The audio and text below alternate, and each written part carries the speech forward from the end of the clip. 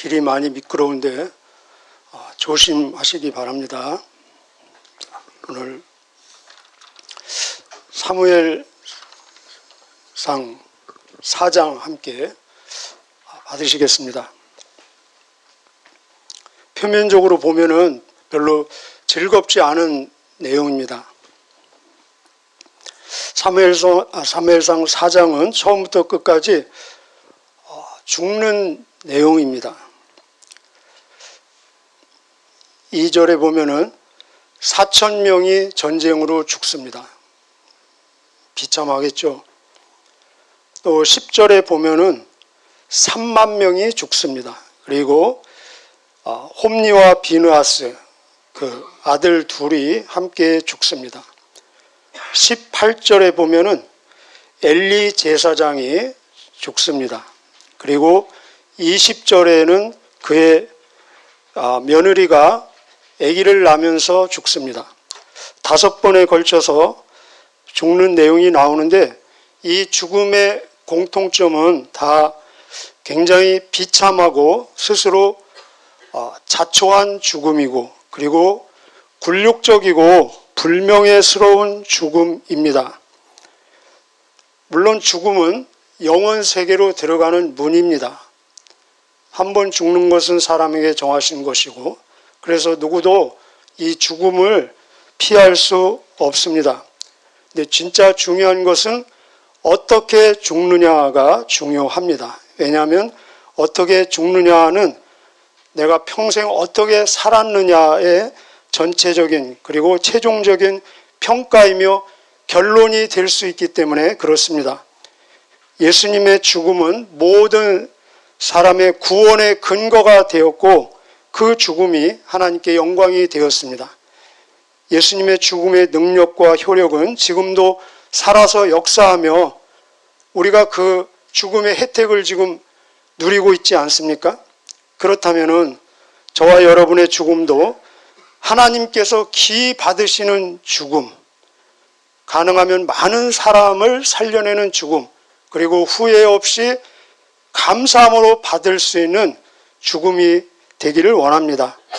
그러기 위해서는 오늘이라고 불리우는 그 날들을 하나님 앞에서 회개와 순종의 삶, 사명에 충성하는 삶, 하나님과 사랑을 사랑하며 섬기는 삶을 살아야 될 것입니다. 1절 보면은 이렇게 시작합니다. 1절 사무엘의 말이 온 이스라엘에게 전파되니라. 사무엘의 말이 어떤 말일까? 이 말은 그 전장에 근거하면은 하나님께서 사무엘을 통해서 주신 말씀입니다. 특별히 엘리 집안과 그 추종자들에 대한 심판의 말씀입니다. 그래서 그 심판의 말씀이 이제는 실질적으로 이루어지는 모습입니다. 그 첫 번째 시작이 블레셋과의 전쟁으로 시작됩니다. 그래서 블레셋과 이스라엘이 전쟁을 하는데 2절에 보면은 아까 말씀드린 대로 4,000명이 죽습니다. 전쟁에서 죽음은 끔찍하고 비참한 죽음 아니겠습니까? 그래서 이들이 그 진영에 돌아와서 3절에 그 대책을 세우는데 3절 한번 같이 읽겠습니다. 3절 시작. 백성이 진영으로 돌아오매 이스라엘 장로들이 이르되 여호와께서 어찌하여 우리에게 오늘 블레셋 사람들 앞에 패하게 하셨는고 여호와의 언약궤를 실로에서 우리에게로 가져다가 우리 중에 있게 하여 그것으로 우리를 우리 원수들의 손에서 구원하게 하자 하니 그들이 돌아와서 특히 장로들입니다. 지금 얘기로 하면은 교회 지도자들 아니겠습니까? 그들이 와서 첫 번째 하는 질문이 무엇입니까? 여호와 하나님께서 어찌하여 우리에게 오늘 블레셋 사람들 앞에 패하게 하셨는고 이 질문은 옳은 질문입니다. 그렇다면 이런 질문을 했다면 어떻게 해야 되겠습니까?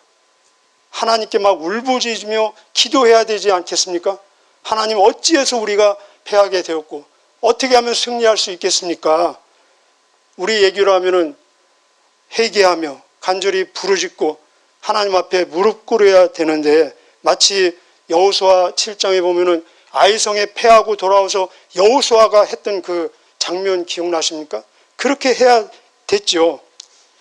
왜냐하면 패배의 원인과 승리의 비결을 정확하게 아시고 알려주시는 분은 하나님이시기 때문에 그렇습니다. 그런데 그 패배의 원인과 승리의 비결을 자기들이 진단하고 자기들이 대답하지 않습니까? 우리가 언약궤를 가지고 나가서 이 언약궤가 우리를 구원하게 하자. 하나님의 전쟁인데 자기들의 전쟁으로 지금 바꿔놓는 어리석음을 범하고 있습니다. 하나님의 조정을 받아야 하는데 하나님을 지금 조정하고 있는 모습입니다. 물론 역사적으로 보면은 언약궤를 앞세워서 요단강이 갈라진 사건도 있었고 또 여리고성이 무너진 사건도 있습니다. 왜 그렇게 됐습니까? 언약궤가 요단강을 가르고 여리고성을 무너뜨린 것이 아니라 하나님께서 이 언약궤를 가지고 가라는 그 말씀을 하셨고 언약을 주셨고 그 언약 말씀에 순종했기 때문에 하나님께서 요단을 가르시고 여리고성을 무너뜨린 것입니다. 언약궤가 구원하는 것이 아니라 언약의 하나님, 말씀의 하나님, 명령하시는 그 하나님께 순종할 때 하나님께서 그렇게 하신다는 것입니다. 저와 여러분 오늘도 누가 구원하십니까? 누가? 우리의 직분이나 행위, 봉사, 충성, 열정 그런 것들이 우리를 구원하는 것이 아니라 구원은 구원자가 하시는 것입니다. 한번 같이 해보실까요? 구원은 구원자가 하신다.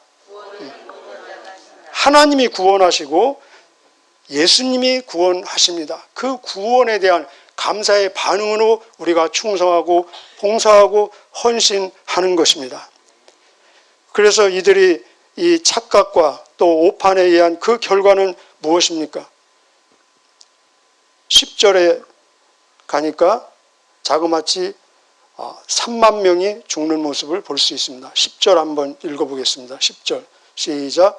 블레셋 사람들이 쳤더니 이스라엘이 패하여 각기 장막으로 도망하였고 살육이 심히 커서 이스라엘 보병이 엎드려진 자가 3만 명이었으며 전보다 거의 8배, 7.5배의 이 사상자가 났습니다.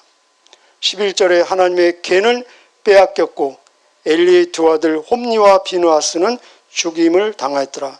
이 홈니와 비느하스 이야기 전 말씀에서 여러 번 들었습니다.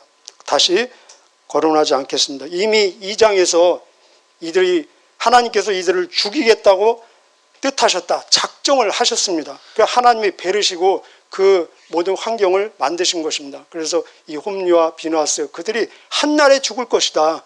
2장에서 2번이나 하나님의 심기를 건드리는 모습을 볼 수 있습니다. 그리고 그들이 이 법궤로 하여금 우리를 구원하게 하자 한 그 법궤가 빼앗기는 치욕적인 모습을 볼 수 있습니다.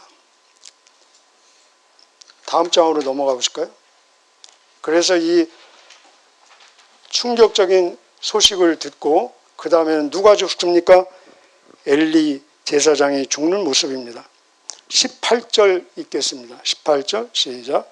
하나님의 궤를 말할 때 엘리가 자기 의자에서 뒤로 넘어져 문 곁에서 목이 부러져 죽었으니 나이가 많고 비대한 까닭이라. 그가 이스라엘의 사사가 된 지 40년이었더라. 여기 이때 엘리는 그 15절에 보면은 98세입니다. 98세. 엘리가 어떤 순간에 죽냐면은 지금 어떤 병사인지는 했던 어떤 사람의 지금 보고를 받고 그 반응으로 죽는데 이스라엘 군대가 전쟁에 패했다는 소식도 듣습니다.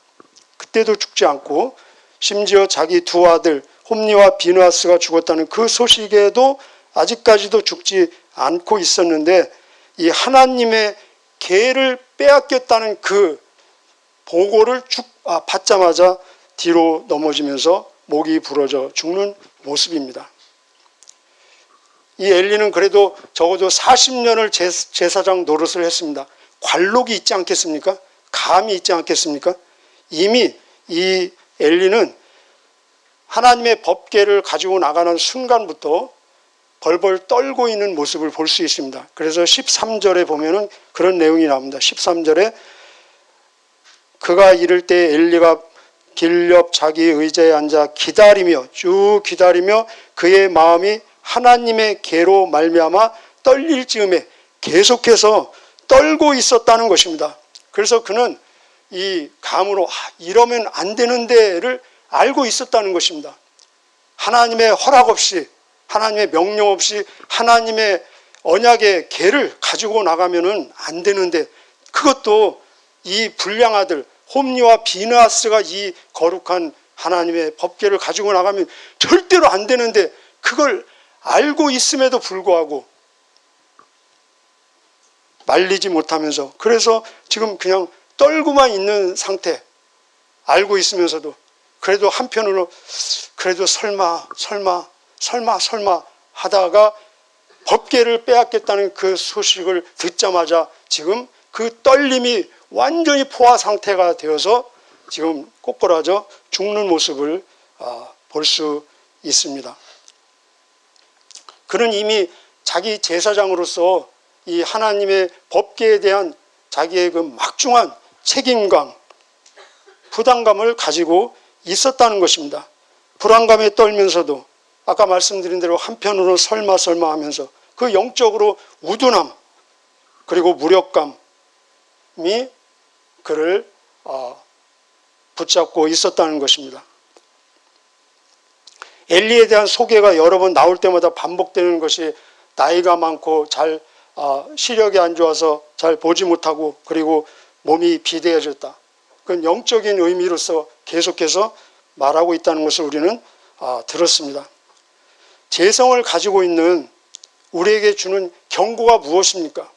재성을 가지고 있는 인간의 보편적인 성향은 나이를 먹으면 먹을수록 자신에게 관대해지는 경향이 있습니다. 스스로 자신에게 면죄부를 주는 경향이 있다는 것입니다. 그래서 옳지 않은 줄 알면서도, 예를 들면 막 옳지 않은 줄 알면서도 새치기를 하면서 에이 나는 지금 나이를 먹었으니까 하면서 해이해지고 나태해지는 영적인 분수가 될 수 있다는 것입니다. 우리는 이것을 경계해야 된다는 것입니다. 누구나 다 나이를 먹어가고 있지 않습니까? 우리의 육신의 연약함이 어쩔 수 없지만, 그러나 영적으로는 하나님 앞에서 더 예민해지고 그리고 더 밝아질 수 있다는 것입니다. 지금 엘리가 몇 살입니까? 98살이에요. 그런데 이 엘리보다 한 살 더 많은 아브람 99세 때 하나님께서 아브람에게 너는 내 앞에서 완전해라. 99살 먹은 노인에게 하나님은 완전하기를 기대하고 명령하고 계십니다. 그것은 무엇입니까? 하나님의 은혜 가운데, 하나님의 능력 가운데 얼마든지 가능하다는 것입니다. 우리 어제도 들으셨죠? 고린도후서 6장 14장 16절에 우리의 이 육체는 후패하지만 우리의 속사람은 날마다 새롭도다, 새로워질 수 있다는 것입니다. 저와 여러분 영적으로는 더 새로워지고 더 하나님 앞에서 맑은 영을 유지하시는 저와 여러분 되시기를 축복합니다. 같은 고린도후서 6장에 보면은 첫 절에 그렇게 나옵니다. 보라, 지금은 은혜 받을 때고 지금은 구원의 날이다. 지금이 언제입니까? 지금은 지금이잖아요. 그죠? 지금이 구원의 때고 지금이 은혜의 때이다. 이게 무슨 말씀입니까? 구원의 때라는 것은 지금이 회개할 기회이고 은혜의 때라는 것은 지금이 충성할 기회라는 것입니다. 하나님께서 주신 이 지금의 시간에 회개하면서 더 우리에게 주어진 사명에 충성하는 저와 여러분 되시기를 축복합니다. 그리고 나서 결국은 이 아까 말씀드린 대로 그에 대한 충격으로서 그의 며느리 비느하스의 아내가 아기를 낳다가 죽는 모습이 19절부터 22절까지입니다. 우리 21절부터 22절 읽겠습니다. 이 21절과 22절은 이 죽어가는 이 며느리의 해석입니다. 그 여러분의 해석, 우리의 해석은 어떻게 돼야 될 것인가 함께 보도록 하겠습니다. 21절부터 22절 시작. 이르기를 영광이 이스라엘에서 떠났다 하고 아이 이름을 이가봇이라 하였으니 하나님의 계가 빼앗겼고 그의 시아버지와 남편이 죽었기 때문이며 또 이르기를 하나님의 계를 빼앗겼으므로 영광이 이스라엘에서 떠났다 하였더라. 아멘입니다. 일단 아멘, 하나님의 말씀이기 때문에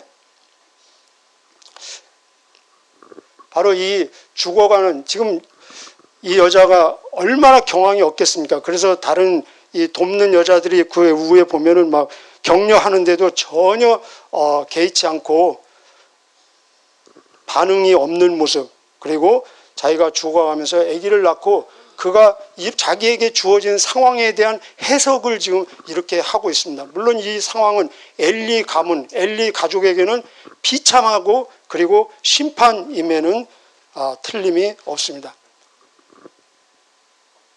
하나님의 법궤를 빼앗겼습니다. 그런데 사람의 관점에서는 빼앗기고 뺏었는데 하나님께서는 사실은 옮기신 것입니다.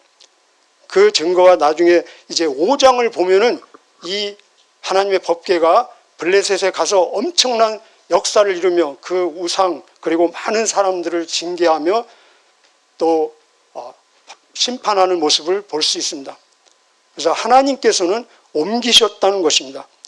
또 하나는 그들의 입장에서, 엘리 가문의 입장에서 봤을 때는 하나님의 영광이 떠난 것처럼 보이지만 사실은 하나님의 영광이 이런 모습으로, 이런 식으로 임한 것입니다. 하나님의 영광은 무엇입니까? 하나님의 영광이란 하나님께만 속한 그 어떤 것, 예를 들면 하나님의 속성, 하나님의 사랑, 하나님의 거룩하심, 하나님의 은혜, 하나님의 지혜나 능력, 심지어 하나님의 심판, 하나님의 작정하심이 구체적으로 피조물에게 임하는 것을 하나님의 영광이 임했다라고 말씀하고 있습니다. 그래서 제가 만약에 하나님께 불순종을 한다 그러면은 하나님의 영광이 어떻게 임할 수 있겠습니까? 나의 실패, 나의 어떤 이 징계를 통해서 하나님의 영광이 임할 수 있다는 것입니다. 예수님께서 십자가에서 죽으실 때 어떤 현상이 벌어졌습니까? 태양이 빛을 잃었고 그리고 이 세상에는 흑암이 임했고 예수님께서는 하나님으로부터 버림받는 절규를 하셨습니다. 나의 하나님, 나의 하나님, 어찌하여 나를 버리십니까? 겉으로 볼 때는 얼마나 암담한 모습입니까? 캄캄함 그 자체 아닙니까? 그런데 이것이 하나님의 영광이 떠난 것이 아니라 하나님의 영광의 절정이었다는 것입니다. 그래서 구원의 역사가 시작되었고 새로운 시대의 도래, 세상 구원의 선포, 죄와 또 이 마귀의 패배를 선포하는 시작이었고 부활의 시작이었다는 것입니다. 그래서 이것은 하나님의 영광이었다는 것입니다. 나의 실패가 하나님의 실패는 아닙니다. 그래서 내가 하나님의 뜻에 거역을 한다면은 하나님께서는 사랑의 징계를 하실 수 있고 나의 실패가 하나님의 뜻이며 그것이 하나님의 영광이 될 수 있다는 것입니다. 언제요? 내가 하나님을 거역하고 하나님께 불순종할 때. 지금 이 모습은 엘리를 비롯한 불순종의 사람들을 하나님께서 심판하시고 정리하시며 그리고 순종의 사람 사무엘로 통해서 새 시대를 열어가는 하나님의 영광이 임한 것입니다. 우리가 성공을 하든 실패를 하든 하나님은 우리와 함께 하십니다. 믿습니까? 많이 들어보셨죠? 무소부재하신 하나님, 편재하신 하나님, 어디에나 계신 하나님. 그래서 시편 139편에 보면 내가 하늘에 올라가도 하나님은 거기 계시고 저 바다 끝에 내 자리를 펴도 하나님은 거기 계시고 그렇습니다. 하나님은 우리 모두와 함께 하십니다. 우리가 인식하든 인식하지 못하든 하나님은 모든 사람들과 함께 하십니다. 문제는 사람이 하나님을 떠날 수 있다는 것입니다. 우리 아버지와 탕자 아들 이야기 아시죠? 아버지는 항상 아들과 함께 있었습니다. 그런데 아들이 아버지를 떠났습니다. 지금도 하나님께서는 모든 사람들과 다 함께 하십니다. 그런데 예수님을 안 믿는 사람들은 스스로 하나님을 떠나 있는 것입니다. 그래서 우리가 진짜 나에게 질문해야 될 질문은 하나님이 나와 함께 하시나의 질문이 아니라 내가 하나님과 함께 하고 있는가, 이 질문을 늘 해야 된다는 것입니다. 그렇다면 하나님과 함께하는 구체적인 의식, 인식은 무엇인가? 바로 예수님을 믿고 예수님 안에서의 삶이라는 것입니다. 다시 말씀드립니다. 하나님과 함께 있다는 이 구체적인 인식은 예수님 안에 있는 것이고 이 말씀을 통한 동행과 순종의 삶이라는 것입니다. 그래서 예수님의 이름이 무엇입니까? 예수님의 이름이 임마누엘, 하나님이 나와 함께 하시다라는 뜻입니다. 그래서 예수님 말씀하시기를 아버지가 내 안에 있고 내가 아버지 안에 있는 것처럼 내가 너희 안에 있고 너희가 내 안에 있느니라 라고 말씀하고 계십니다. 오늘도 이 말씀을 통해서 진짜 예수님과 동행함으로 임마누엘의 삶이 되시는 저와 여러분의 삶이 되시기를 축복합니다. 기도하시겠습니다.